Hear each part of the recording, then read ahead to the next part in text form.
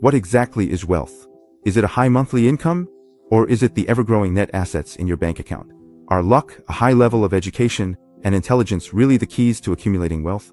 Today, the classic global bestseller we're going to closely examine, The Millionaire Next Door, reveals the secrets behind wealth through real surveys of tens of thousands of millionaires. It tells us that the path to getting rich is often the complete opposite of what we imagine. It's not a 100-meter dash, but rather a journey that requires extreme self-discipline. It's a marathon of planning and perseverance. In the time ahead, I'll guide you through a thorough breakdown of this book. Together, we'll explore how truly wealthy people think and how they allocate their time, energy, and money. If you've ever felt confused about your own financial situation, or if you long to understand the true nature of wealth, then make sure you don't scroll away. This book will lift the mysterious veil of the world of the rich for you and provide you with a set of practical, lifelong wealth-building principles that can truly make a difference. Right at the beginning, The Millionaire Next Door poses a fundamental question to us. We talk about wealth every day, but do we really understand what wealth is? We desperately strive to become rich, but have we been picturing the rich all wrong from the very start? Before we officially unveil the mystery surrounding millionaires, there's one thing we must do first. Just like the authors of the book, we need to give wealth a clear, precise, and even somewhat mind-blowing definition. Remember, this definition is the key to understanding everything that follows. The book makes it clear right from the start. Wealth does not equal income. To put it more specifically, wealth absolutely does not equal the number on your paycheck. If you earn a lot of money every year but spend it all, then you are not actually getting richer. You're just living a more luxurious lifestyle. Real wealth is the portion of assets you ultimately accumulate, the part that can create a future for you and your family. It's not about the part you spend. For example, our income is like the faucet filling a bathtub. The water flow can be strong and fast, but our spending is like the drain at the bottom of the tub. If you turn the faucet on full blast but also open the drain all the way, the tub will never hold any water. The water that actually stays in the tub is your real wealth. This book studies those people who not only know how to turn up the faucet, but also know how to tighten the drain, and even know how to make the water in the tub generate more water on its own. So here's the question, based on your income, how much water should there be in your wealth bathtub for it to be considered adequate? Don't worry, the author, after studying tens of thousands of wealthy families, gives us a very simple yet incredibly powerful self-assessment formula. Now, why not take out your phone calculator and let's do a quick self-test about wealth together. The formula is, multiply your current age by your household's total pre-tax income from last year. Take that result, then divide it by 10. The book gives an example. A middle-aged man is 41 years old, and his family's total annual income is $155,000. 41 times 155,000 equals $6,355,000. Divide by 10, and you get $635,500. This $635,500 expected net worth this man has. Alright, now it's your turn. The number you calculated is basically the passing line on your path to wealth. Now, honestly assess your actual net worth, that is, add up all your assets including your house, car, savings, and investments and subtract all your liabilities like your mortgage, car loan, credit card debt, and so on. See if your real net worth is way above this passing line, still has quite a way to go, or maybe isn't even half of it. This simple comparison divides people into two categories. If you are far above the passing line, congratulations. According to the book, you are a financial master. But if your assets aren't even half of the passing line, then unfortunately, no matter how high your income is, you still fall into the category of a financial novice. Now comes the most interesting part. The book uses a striking example to show us that whether you become a financial master or remain a financial novice has nothing to do with your professional status or social standing. There is no absolute connection. The book compares two people. One is a mobile home dealer who made a total income of $90,000 last year, and the other is a lawyer who earned $92,000 last year, a bit more than the dealer. They are also about the same age, both just over 50. According to our common sense, the lawyer must be the wealthier one, right? But what was the result? The dealer's net worth is $1.1 million. He's a financial whiz. And the lawyer? His net worth is less than $230,000. A typical financial amateur. A mobile home dealer's wealth is nearly 5 times that of a lawyer. How does that make any sense? The reason is simple. In order to maintain his upper middle class lifestyle as a lawyer, he needs to drive an imported luxury car, wear high-end suits every day, join social clubs, and use expensive luxury tableware. Almost every penny of his high income is spent on maintaining this elite identity. But the mobile home dealer lives a simple, even blue-collar lifestyle. He doesn't need those costly status symbols. That's why he's able to save and invest a large portion of his income. You see, a person's lifestyle is like an invisible wealth-destroying machine. It quietly and silently determines their ultimate financial outcome. So, through this first part of the test and analysis, we must first establish in our minds the most basic and important understanding. Wealth is a result, not a state. It's not determined by your profession or your income, but by your actions and choices. Now that you know your own financial passing line, and you understand the fundamental difference between a financial master and a financial amateur, the next question naturally is, what exactly are those financial masters doing right? What do they have in common?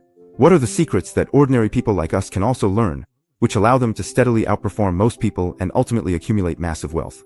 In the next section, we'll reveal the absolute cornerstone of all great fortunes, the first and most important shared secret of millionaires. In the previous section, we recognized a reality. What determines whether a person is truly wealthy isn't their income figure, but the net assets they ultimately accumulate. This leads to a crucial question. How do those financial masters magically turn their income into wealth far beyond what we can imagine? What exactly have they mastered? What is this first secret technique that we don't know about? You might find it hard to believe when I say this, and it might even challenge your common sense. If I had to describe these true millionaires in 3 words, it definitely wouldn't be luxurious, flashy, or high profile, but rather frugal, frugal, and frugal. I know hearing this word might disappoint you a bit, and you might be thinking, is that it? But hold on. The frugality I'm talking about here isn't the stinginess or pettiness we usually think of. It's a way of living that comes from careful consideration, almost like a philosophy, and it takes a lot of self-control. So, let's join in on a millionaire's fantastic shopping trip. Suppose we need to buy a suit for a typical millionaire to wear to an important event. What's your budget? $2,000, $5,000, or even $10,000?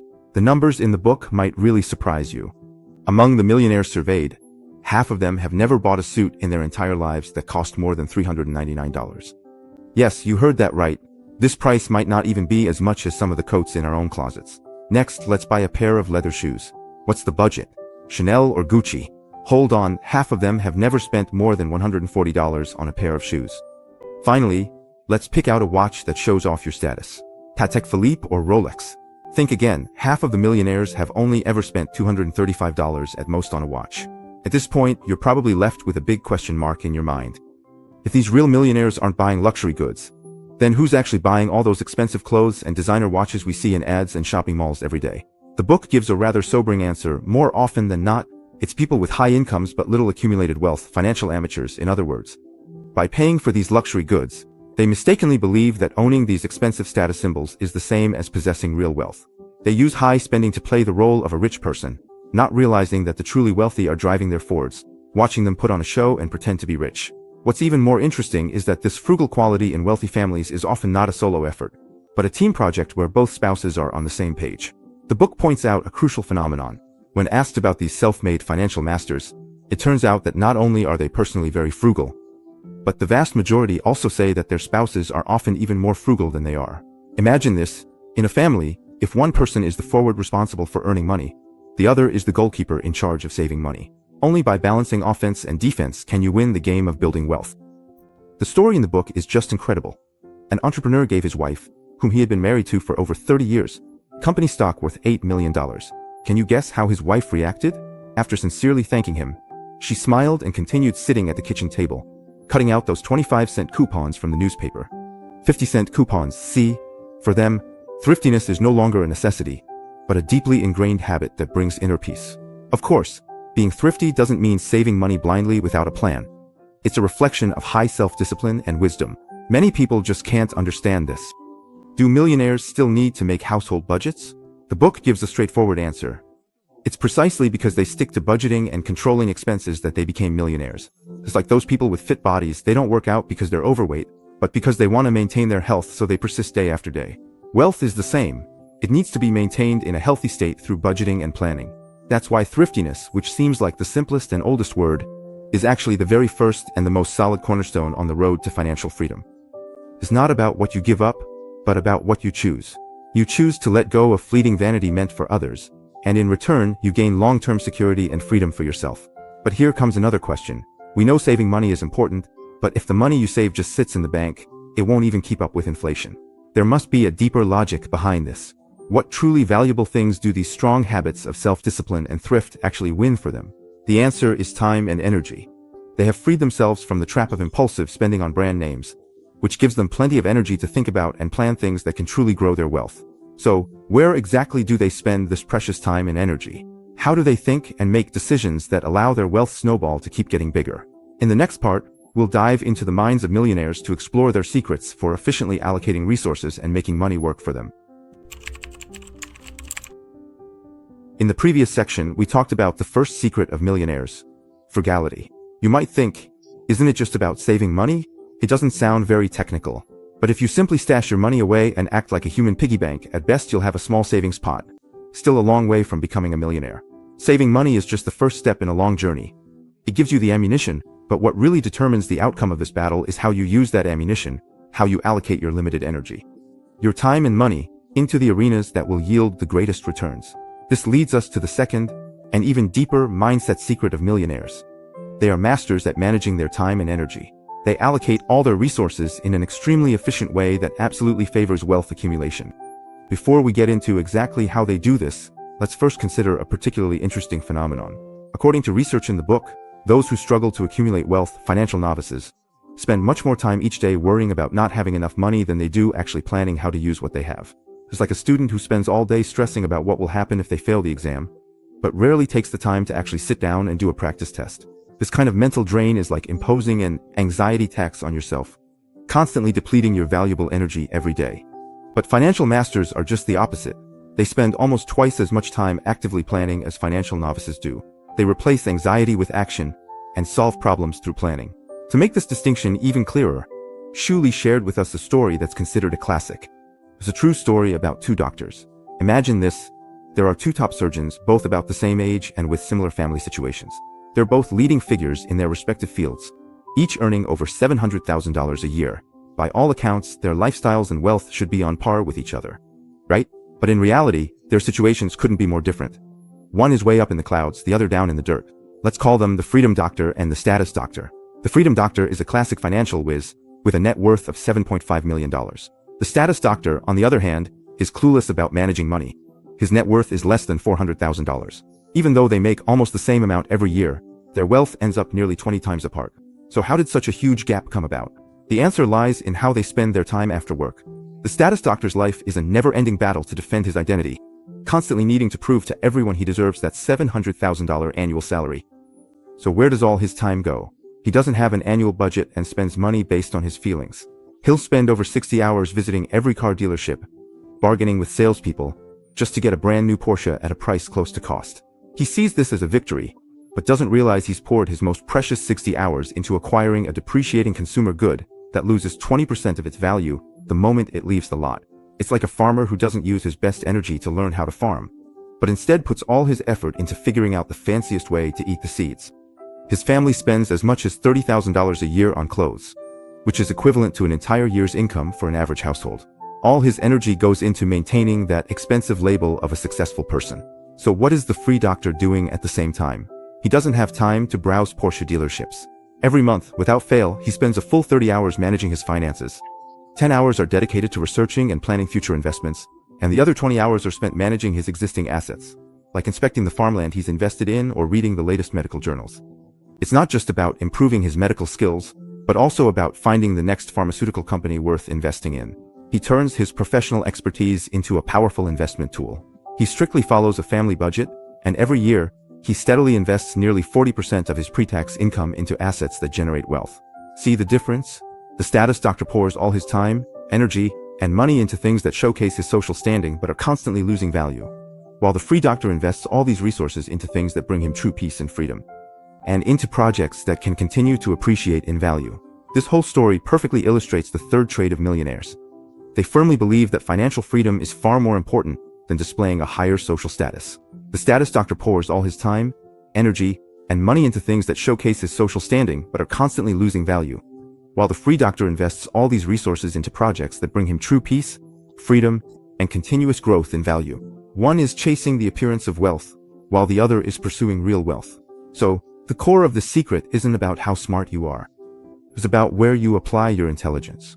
When your mind is focused every day on how to save money, how to plan, and how to make your money work for you, your path to wealth will naturally become broader and broader. But when your mind is constantly occupied with how to spend money, how to consume, and how to make others envious, your financial situation will be just like that perpetually leaking bathtub, never able to fill up. So here's the question. What exactly are these free doctors spending 30 hours a month planning and managing? Where does all that money, painstakingly saved from every penny and carefully planned by financial gurus, actually end up? Are their investment portfolios the same as what we ordinary people imagine? In the next part, we'll take a look behind the financial scenes of millionaires to see their real investment strategies and find out how they actually make their money work for them. In the previous section, we delved into the minds of millionaires and discovered that they are masters at managing their time and energy. They pull their precious attention away from pointless spending and anxiety, and instead invest it in planning and thinking that can grow their wealth. This brings us to the question that everyone cares about most. When you finally manage to save up some money, what should you do next? Many of us face this dilemma. If you leave your money in the bank, it feels like you're just watching it get slowly eaten away by the little monster called inflation. But if you put it into the stock market, staring at those red and green candlestick charts, it feels like you're tossing a little lamb into a jungle full of hungry beasts, where it could be devoured at any moment. We're afraid of missing out, but we're also afraid of getting trapped. Every day, we're unsettled by all sorts of so-called stock market gurus and their wealth secrets. So how do real millionaires play this investment game?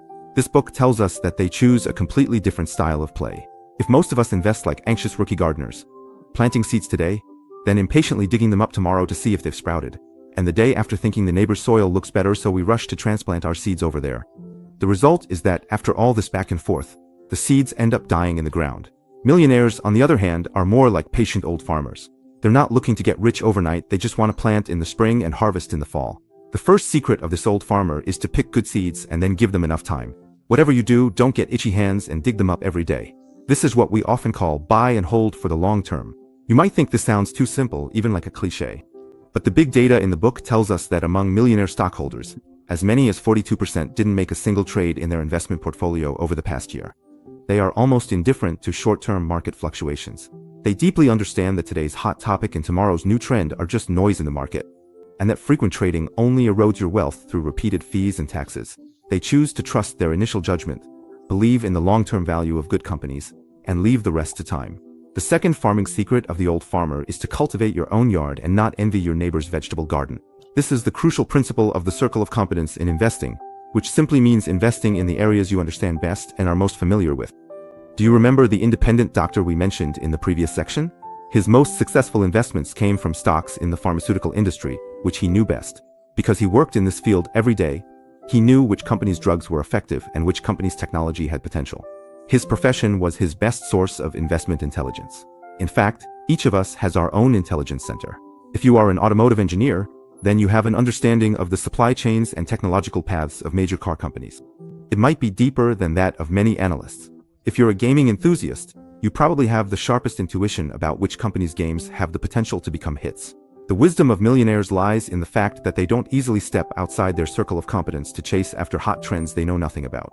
Instead, they use their professional knowledge to safeguard their investments. And now, the third and most essential farming secret of this old farmer is about to be revealed. Rather than picking a few vegetables from someone else's garden, it's better to work hard to own an entire field of your own. For many millionaires, trading stocks is actually just a side business, a small part of their overall asset allocation. The true foundation of their wealth lies in their own businesses and commercial real estate that can generate stable cash flow. According to the data in the book, a typical millionaire invests 21% of their wealth in their own company. They are the owners of factories, not just consumers buying stocks of products. They prefer tangible assets that they can see, touch, and control themselves. So, if you look at a millionaire's investment portfolio, there's really nothing mysterious about it. To sum it up, with a kind of almost boring patience, they hold on to one or two seeds they know best for the long term, while deeply rooting their wealth in their own business and farmland that can bring in steady income. This strategy doesn't offer the thrill of getting rich overnight, nor does it have any heart-stopping legends. But it is slow and steady, and has been proven extremely effective by countless facts. Up to this point, we've figured out how these financial masters built their own empires of wealth. They've mastered the entire art of accumulation and appreciation. But this leads to an even more fascinating and complex question. How do they pass this art on to the next generation? When their children stand before the wealth fortress they built with their own hands, hoping to get a share, will they generously open the gates, or will they set strict tests? Here, the cold and rational logic of investing is about to collide with the warm and incredibly complex emotions of family. In the next section, we will delve into the most thought-provoking topic in the book. Is that financial gift from parents, given in the name of love, truly the wings that help their children take flight, or is it a sweet poison? In the previous section, we took a look behind the scenes at how millionaires invest, and found that their strategies are surprisingly simple and patient, almost a bit dull. Like seasoned farmers, they focus on cultivating the land they know best, then leave the rest up to time. They are undoubtedly masters at accumulating wealth for themselves. But now, a more complex and thorny question arises. When these masters face their beloved children, can they still maintain that same rationality and wisdom? When their children reach out, hoping to share in this hard-earned wealth, do they give or not? And if they do give, how should they go about it? The cold, rational logic of investing is about to collide with the warm and incredibly complex emotions of family. And this very clash is often the root cause of many failures in family wealth succession. The book introduces an extremely precise and painfully accurate concept called economic outpatient care. The term might sound a bit awkward, but its meaning is very straightforward. It refers to wealthy parents who, much like doctors prescribing medicine during outpatient visits, provide their adult children with various forms of financial support and subsidies, either regularly or from time to time. Think about these familiar scenarios. When their child marries, parents help pay a large portion of a house's down payment. When a grandchild needs an expensive private school, grandparents cover tuition without a second thought. If a child wants to start a business, parents provide an interest-free loan, not expecting repayment. Sometimes, after college, the child is simply gifted a brand new car. All these fall under economic outpatient care. Parents' intentions are rooted in love and the hope their children can have an easier life and a higher starting point. But this medicine, wrapped in love, often turns out to be a slow-acting sweet poison. The book, through a wealth of data, reveals a harsh truth that runs completely counter to our intuition. The more financial support adult children receive from their parents, the weaker their ability to independently accumulate wealth becomes, and in the end, their net assets are actually lower. To help you understand this more intuitively, the book shares a very typical story. There was a well-to-do, respectable couple. They lived in an upscale neighborhood, drove imported luxury cars, were regulars at the country club, and their children attended private schools with annual tuition costing tens of thousands of dollars. Their lifestyle perfectly matched everything we imagine about the upper class. But what was their real financial situation? In nearly 30 years of marriage, their combined annual income had never exceeded $60,000. You might ask, how is that possible? Are they magicians? Well, yes, they do perform a kind of magic, and their magic props are the constant financial support from the wife's parents. The down payment for their house was paid by the mother-in-law, and the luxury cars they drove were bought with stocks that the mother-in-law regularly gifted them. Their children's expensive tuition fees were paid by the in-laws. Their seemingly effortless, refined lifestyle was sustained by financial transfusions from the previous generation. So why does this gift, given out of love, ultimately fail to make the children wealthier? The book analyzes core reasons for this. We can call this the trap of love. The first trap is called the lifestyle upgrade trap. Parental support is like a key that opens the door to a more expensive way of living. Once you step through, it's very hard to go back. For example, if your parents help you buy a house in an upscale neighborhood, all your neighbors drive nice cars and wear designer brands, so it becomes difficult to feel comfortable driving your old car. A gift of a house can ultimately turn into a bottomless pit. It tempts you to start living a high-consumption lifestyle that you simply can't afford. The second trap is the illusion that our family is rich.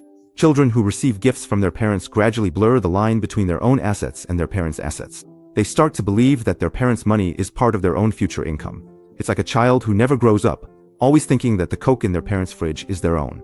This mindset makes them spend money without guilt, lacking a sense of caution, and also losing the motivation to take full responsibility for their own financial situation.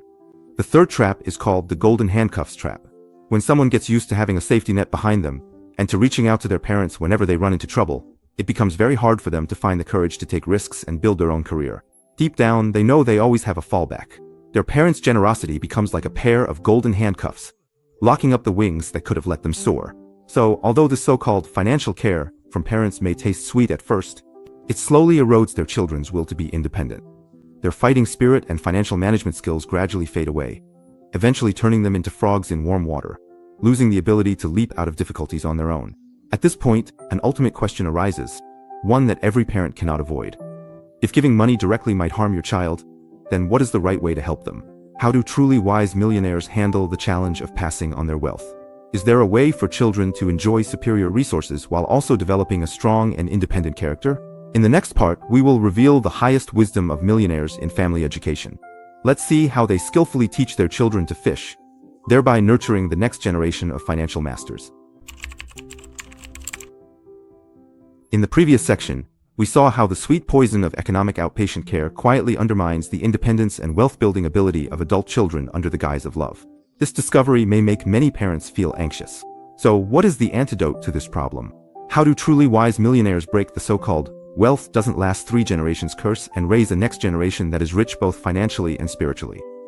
This leads us to the greatest wisdom millionaires have about family education. Their adult children ultimately achieve complete financial independence. They aren't born this way, but are carefully raised by their parents using a unique and wise parenting philosophy. This approach may sound a bit unconventional, even somewhat unfeeling, but every move hits the mark. The first and most revolutionary principle is this: give your child the best education, but never tell them you are wealthy. It's like letting your child play a level-up game. You give them the best gear, but you hide the unlimited money cheat code. Why do this? Because once a child knows there's a mountain of gold at home, it's easy for them to lose the motivation to dig for gold themselves. They'll start to take everything for granted and prematurely imitate a high-consumption lifestyle they haven't earned. A sentence from the son of a self-made millionaire during an interview is especially telling. It wasn't until I became the executor of my father's estate that I realized how wealthy he actually was, because in his daily life, he didn't look like a rich man at all. This cloak of invisibility for wealth is actually the best armor to protect a child's drive to strive. The second strategy is to lead by example. Actions speak louder than words. Children are the keenest observers in the world. They don't listen to what their parents say, but absorb what their parents do like a sponge. If you warn your child to be frugal but drive a luxury car and buy designer brands yourself, then that kind of education is weak and ineffective. Remember the free-spirited doctor we mentioned earlier? He is a perfect example. His life is extremely disciplined, and his children are influenced by his example. His 12-year-old daughter once gave him a birthday present, a poster filled with family rules, all of which were things her father usually taught them, like being strong, not wasting things, and putting things back where they belong after using them. You see, true financial education is hidden in these most simple, everyday actions. It's the inheritance of a way of life. The third tip is also a crucial secret about timing. Only let your children know about your wealth after they have established a mature, self-disciplined adult life and have achieved success in their own careers. Let's go back to the example of the free-spirited doctor. He set up a trust fund for his children, but he made it clear that the money would only be distributed to them after they turned 40 or even older. Why 40? Because by that age, a person's values, lifestyle, and career are already established. By then, their personalities are basically set, and their parents' wealth won't have too much of an impact on their way of life. For them, this money is just the icing on the cake, not a lifeline that determines their fate. So, the core of this parenting philosophy is the ancient Chinese wisdom. Give a man a fish and you feed him for a day. Teach a man to fish and you feed him for a lifetime. No matter how many fish you give your children, there will come a day when they run out. But if you raise them to be independent, capable, and responsible for their own lives, then they will truly possess inexhaustible wealth for a lifetime. So, coming to this point, our exploration circles back to the beginning, and we now know. How did these millionaire parents educate their next generation? But what about themselves? As fishermen, how did these parents first learn to fish? How did they earn their first pot of gold? Giving them the ability to think about and plan all of this. In the next part, we will uncover the career secrets of these first-generation wealthy individuals and see which paths they chose that ultimately led them to discover their own gold mines. In the previous section, we explored the great wisdom of millionaires in family education. This naturally leads to a very crucial question. Where did these first-generation wealthy parents get their first pot of gold? What kind of path did they initially choose to lay such a solid foundation of wealth for themselves and their families? Were they all geniuses in high-tech fields or financial giants on Wall Street? Get ready now for the final and most unexpected cognitive shakeup. Because this book, through its research, found that the vast majority of self-made millionaires work in industries that can be summed up in one word: boring. Yes, you heard that right. Not exciting, not glamorous, but boring. The book lists a real-life roster of millionaire professions. Let's take a look at what's on it. Welding contractor, auctioneer, rice farmer, owner of a single house or parking lot, pest control specialist. Coin and stamp dealers, as well as paving contractors. How do you feel when you see this list? Doesn't it seem like these industries are worlds apart from the glamorous fields you imagine millionaires come from? Aren't these some of the most common, even most unremarkable jobs in our everyday lives? Why is it that the god of wealth seems to favor these dull fields? There's actually a profound business logic behind this. First of all, it's precisely because these industries are boring and unglamorous that they rarely attract the very top, brightest talents. Those high-achieving graduates from prestigious universities are all scrambling to get into investment banks, consulting firms, or big tech companies. Hardly anyone sets out with the goal of becoming a scrap recycling expert or a paving contractor. This means that competition in these industries is nowhere near as fierce as we might imagine. When someone who is smart and willing to work hard enters such a blue ocean market, they have a much greater chance to become a leader in that niche through their own effort and intelligence. Secondly, these boring industries often provide the most stable and essential services. When the economy is good, people need roads paved and garbage dealt with. When the economy is bad, people still need pest control. Pests don't stop breeding just because there's an economic crisis. If your roof leaks, it still has to be fixed. This kind of huge, stable demand that isn't affected by economic cycles provides business owners with a steady stream of cash flow, something that many glamorous industries simply don't have. What they're doing isn't chasing the latest trend, but rather meeting the everyday needs of life.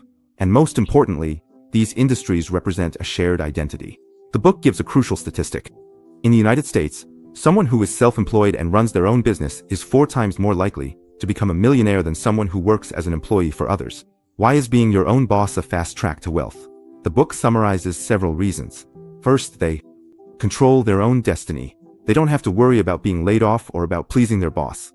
Their future is in their own hands. Second, the book offers a very insightful analogy. An employee working for a big company has only one source of income, which is their boss, so in reality, their risk is highly concentrated. But what about the owner of a company that provides cleaning services for this building? They might have hundreds or even thousands of clients, which means they have hundreds or thousands of small sources of income, and their risk is greatly diversified. Third, their income has no ceiling. Their rewards are directly tied to their effort and the value they create. Of course, being a business owner also means facing significant risks and pressure head-on. But it is precisely this process of facing risks and solving problems every day that truly builds their inner strength and ability to overcome difficulties. They learn to swim in the turbulent waves of the market. So does that mean all of us should quit our jobs and start our own businesses? Of course not. Most people actually don't have the ability or the psychological resilience to become entrepreneurs. The book also mentions an interesting phenomenon. Although most of these millionaires are business owners themselves, when they give career advice to their children, they often encourage them to become professionals like doctors, lawyers, or accountants. This is because they are well aware of the hardships and risks of entrepreneurship, and they hope their children can have a more stable and secure path. Becoming a top professional, while it may be difficult to reach the same heights of wealth as they have, can still guarantee a very respectable and affluent upper-middle-class life. So you see, choosing a career is really about choosing a way of life, whether you want to enter a glamorous and fiercely competitive field, maintaining high status through high spending, or choose a dull and boring but down-to-earth industry, quietly working hard and ultimately achieving true financial freedom.